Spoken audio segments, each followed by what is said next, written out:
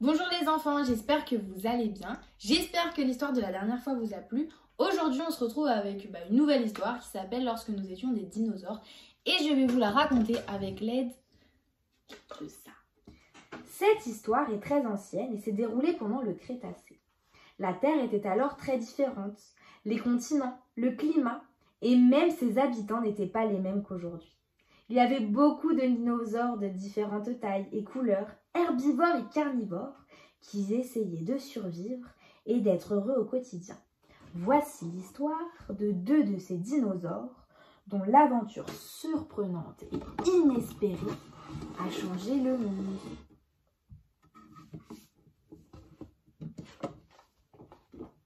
Ron était un rex, un vrai tyrannosaure-rex, de ceux qui faisaient vraiment peur. Ses dents étaient très aiguisées et ses énormes pas faisaient frémir la terre. Tout le monde prenait ses jambes à son cou dès qu'il s'approchait. Cela attristait Ron. Il enviait les grands animaux qui marchaient lentement au milieu de leur troupeau, broutant l'herbe par ici et par là. Ils avaient des amis, eux, alors que les tyrannosaures rex se promènent toujours seuls. Ron voulait avoir un ami, ne serait-ce qu'un vrai seul ami. Peut-être que personne ne veut m'approcher parce que je sois un peu mauvais, pensa-t-il. Ainsi, il cessa de se baigner dans les mares de boue puantes. Mais cela ne suffit pas. Tout le monde continuait à prendre la fuite dès qu'on le voyait arriver.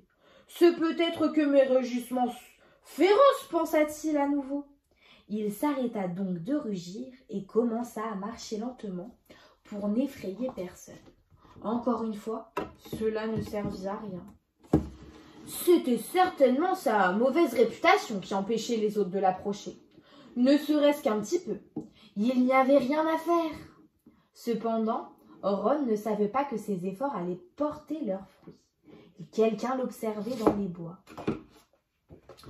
Ron s'est rendu compte que quelqu'un s'approchait. Il est arrivé en volant du haut du ciel et s'est posé très doucement sur sa tête en toute tranquillité.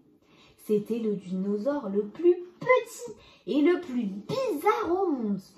« Salut, je m'appelle Ron et toi? Comment t'appelles-tu » lui demanda le tyrannosaure. « Je m'appelle May, je suis ravie de faire ta connaissance. » Le petit May avait une voix très désagréable, mais Ron l'a trouvé très sympathique. Ils sont devenus amis parce que les grandes histoires d'amitié commencent comme ça, par une simple conversation. Comme tous les bons amis, ils s'entraidaient quand l'occasion se présentait. May et Ron étaient grands et forts et portaient secours au petit May en cas de danger. Malgré sa petite taille, May pouvait voler. Il planait au-dessus des arbres et indiquait à Ron les meilleurs chemins pour traverser la forêt vierge.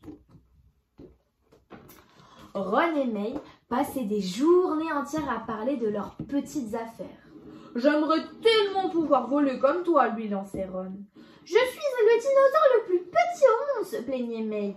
J'aimerais tellement avoir quelque chose de spécial pour ne pas toujours passer inaperçu. » Et c'est ainsi que vivaient ces deux étranges amis pendant la période du Crétacé. Jusqu'à un beau matin, le ciel s'est rempli de lumière encore plus brillante que le soleil. Ces lumières s'approchaient très vite et faisaient beaucoup de bruit.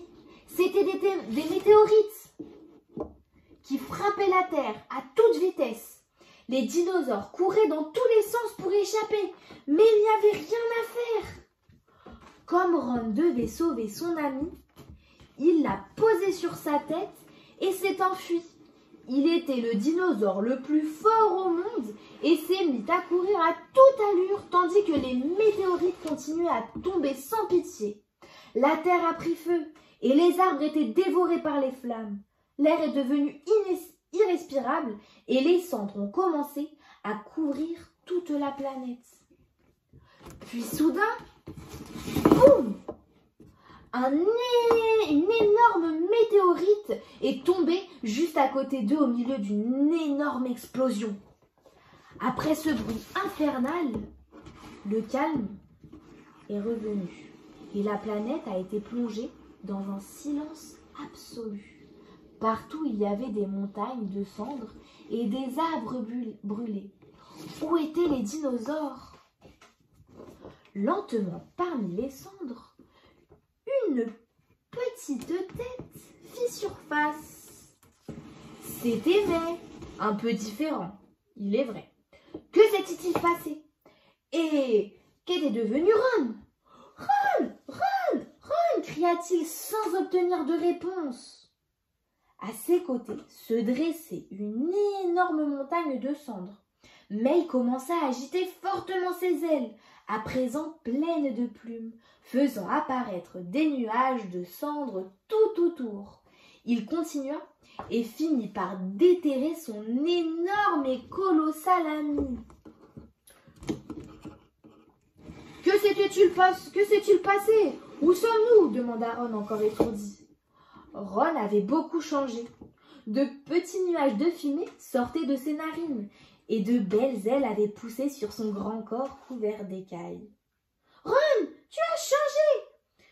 Que t'est-il arrivé? » cria May avec stupeur. « Aucune idée, mais maintenant je peux voler, » lui lançait Ron, alors qu'une énorme flamme sortait de sa bouche.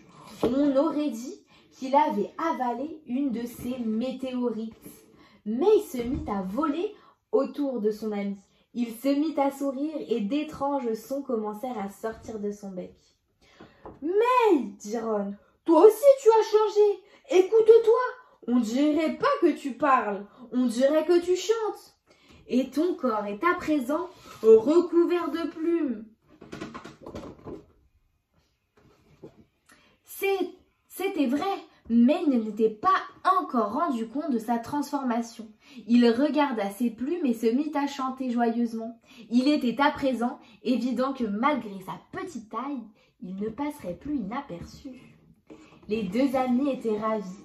Non seulement ils avaient survécu à la terrible catastrophe, mais en plus, ils avaient changé, ils avaient évolué. « Et maintenant, qu'est-ce qu'on fait, May ?» demanda Ron. « Je ne sais pas. Si tu veux, on peut voler. Cela te permettra d'essayer tes nouvelles ailes. Je peux t'apprendre des virages incroyables, » lui dit May. « C'est génial comme idée. Comme ça, nous allons chercher à manger.